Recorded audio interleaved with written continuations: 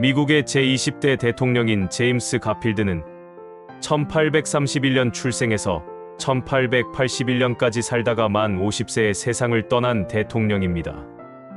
그에게는 짧은 생애 속에서도 유독 일화가 많은 대통령입니다.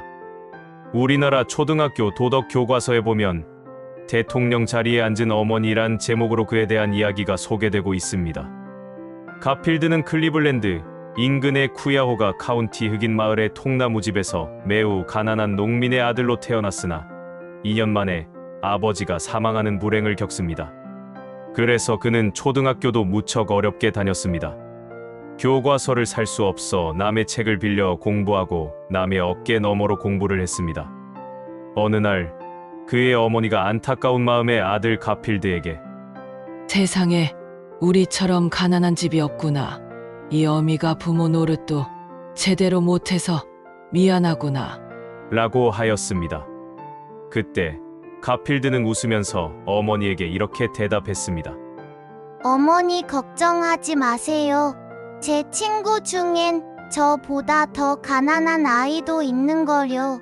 전 반드시 훌륭한 사람이 될 것입니다. 라고 하였습니다. 그래, 부디 훌륭한 사람이 되어서 남을 도울 수 있는 사람이 되기를 바란다. 어머니는 가필드에게 이런 말로 항상 아들을 격려해 주었습니다. 가필드는 어머니의 말씀을 가슴 깊이 새기며 열심히 공부하여 언제나 타의 모범생이 되었습니다.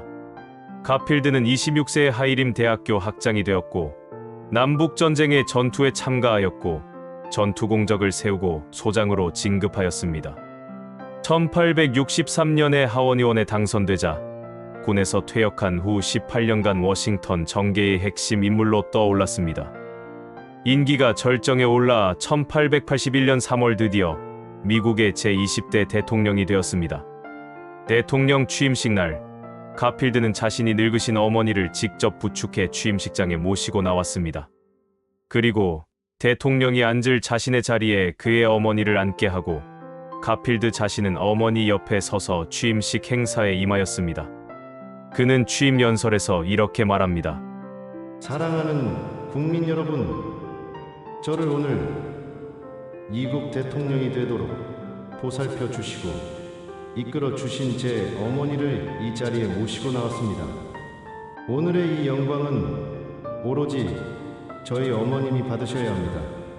라고 하면서 어머니를 번쩍 안아 소개했습니다. 그러자 식장은 우레와 같은 박수와 함께 함성이 울려 퍼졌습니다. 가필드의 이 이야기는 은혜를 모르고 원망, 불평하거나 부모님의 마음에 깊은 상처를 남기는 오늘날 자녀들에게 많은 것을 시사하고 깨닫게 해주는 대목이기도 합니다. 가필드에겐 또 이런 일화도 있습니다.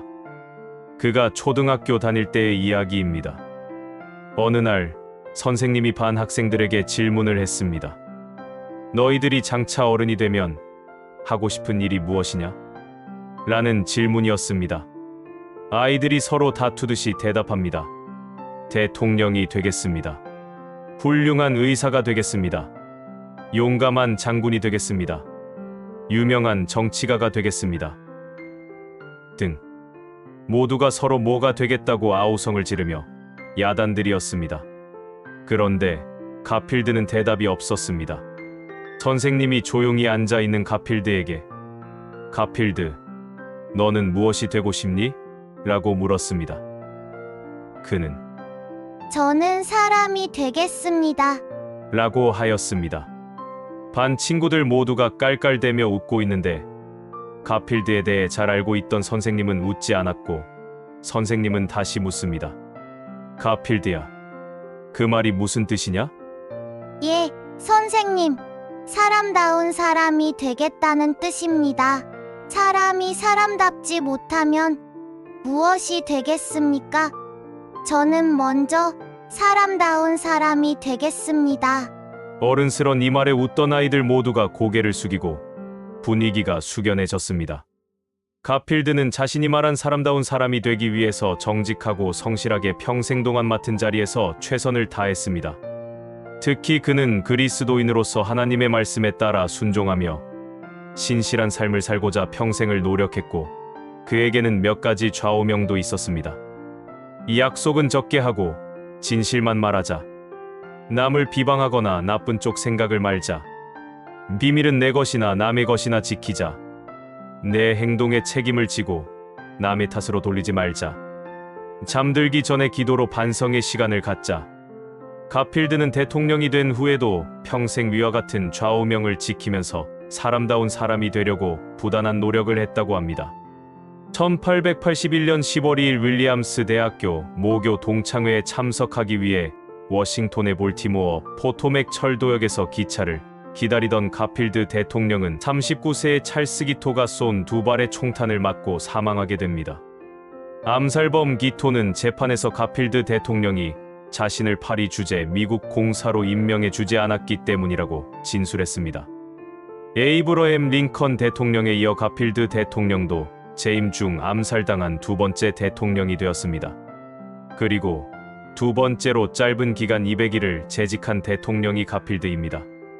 오늘날 많은 사람들이 은혜를 모르고 거짓을 물 마시듯 말하고 향락에 빠져 가정을 버리기도 하고 자기에게 이익이 된다면 동료도 친구도 심지어 가족도 팔고 있는 세상에 제임스 가필드는 묻고 있습니다. 우리는 진정한 사람입니까? 좋아요와 구독은 영상을 만드는데 많은 도움이 됩니다.